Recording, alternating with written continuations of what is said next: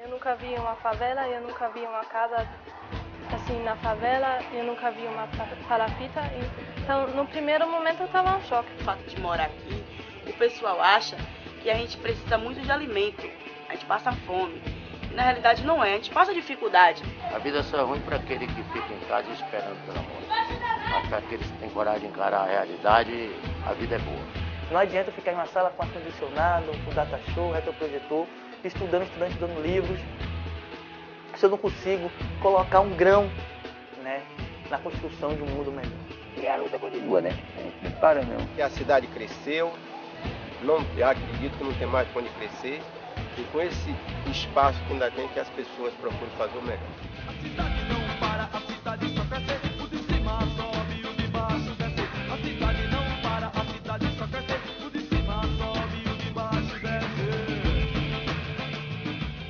Esse bairro está localizado na península de Itapajipe, que é composto de 14 bairros e que incrementa várias lutas. Uma das lutas que desde 1950 é implementada aqui nessa área da península de Itapajipe é a resistência e a ocupação por moradia. Antigamente, nos anos 50, ele também foi um fervor, né, de pessoas, né, a gente pode dizer até de classe média, que vinham morar aqui.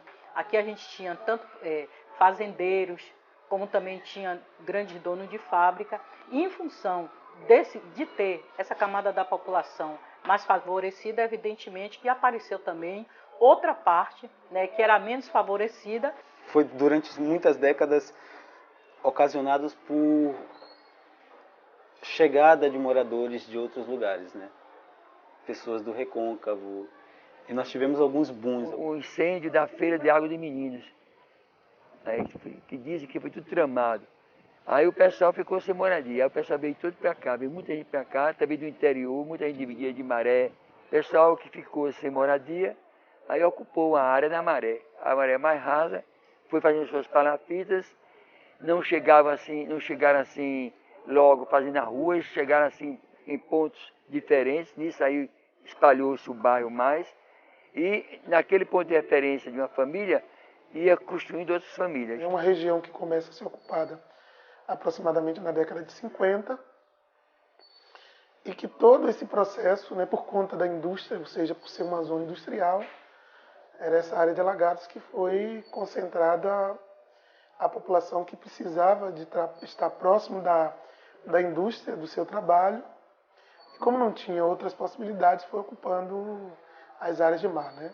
As áreas da Baía de Todos os Santos. E aí a luta dos moradores por habitação passou a ser a de habitabilidade, ou seja, a gente perceber que não é só a casa, a palafita que importava a escola, importava a creche, importava o posto de saúde, o lazer, e aí deu-se início, ao longo de entulhar essas moradias, também a luta para assegurar direitos que até hoje nos eram negados. Outro aspecto importante é que o governo nunca teve uma ação efetiva em relação às palafitas. O governo ele sempre foi paliativo. O que é isso?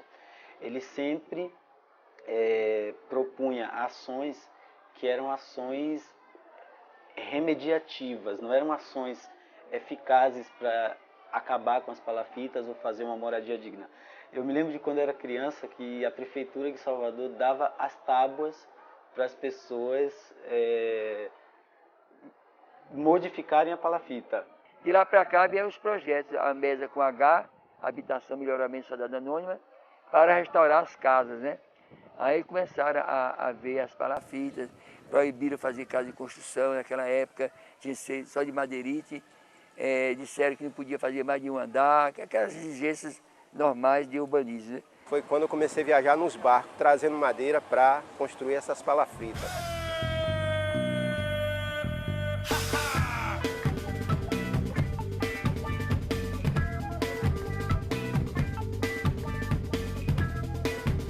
Moro aqui por opção própria, por independência, por sair da casa dos meus pais. E quando eu comprei aqui era tudo água, como vocês estão vendo, é tudo água. E eu fui aos poucos entulhando, eu tomo banho ali. Pelo fato de eu estar reformando a casa, aí estou tomando banho ali. Nós também não tínhamos água encanada, né? Nós tínhamos que pegar baldes com água, né? Passando na ponte o tempo todo, risco imenso de cair. O banheiro que era feito não era na casa em si, era um pouco afastado, onde você tinha que passar por uma ponte. Onde minha mãe veio até a cair nesse banheiro, né? E causou um trauma para ela muito grande, porque ela caiu naquela água totalmente poluída, água cheia de esgoto, né? Cheio de dejetos de pessoas, cachorro morto. Tinha que ter todo um cuidado em relação à estrutura. Quando chovia mesmo era um caos, parecia que a gente estava lá de fora. Eu me lembro que quando a gente dormia, né, chovia bastante forte, fora a zoada da maré, fora a zoada que era muito intensa a noite toda. E nós também dormíamos com várias panelas durante a casa toda, perante a casa toda. Minha cama tinha mais pingueira do que qualquer outro local lá do lado de fora. Né? Então eu teria que dormir lá com minha mãe, no quarto dela que também estava cheio de panelas, espalhado pelo quarto, fazendo sempre aquela zoada de pingueira naquelas panelas de alumínio, incomodando bastante a questão da qualidade de vida, né, nossa, do sono nosso, que realmente nesse período não tinha. Minha mãe nem dormia direito, nem dormia minha mãe. Preocupada, né? Porque é todo um risco, né? Você tem madeiras em maré, em uma água corrente, essa maré cada vez com uma velocidade da água muito forte, a casa chegava a tremer um pouco. Isso era muito perigoso, porque aquela madeira poderia se partir em qualquer momento e a casa vinha abaixo e a gente, de uma hora para outra, está mergulhado de um mar de lamas, vamos dizer assim. Quando era criança, a gente presenciou pontes caindo, crianças caindo das pontes, quer dizer, tem cenas na cabeça como uma mãe que fazia uma festa de aniversário e levou todas as crianças da rua, estavam lá e de repente a casa cai. De 6 em 6 meses você tem que trocar todas as vigas, todas aquelas palas que ficam embaixo. E muitas vezes as famílias não têm, porque o salitre corrói muito rápido,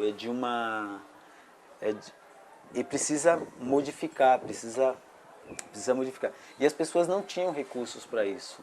Venta muito, esses barracos chegam a ter assoviar aqui, pelo fato de a gente ser a última aqui, pelo fato não ter mais barraco nenhum.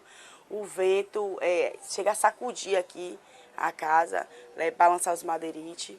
Sem contar de toda a insalubridade que tinha morar, quer dizer, não tinha essa proteção que você tem numa casa estruturada, etc e tal. Fui na rua pra brincar, procurar o que fazer. Fui na rua cheirar cola, arrumar o que comer. Fui na rua jogar bola, ver os carros correr. Tomar banho de canal quando a maré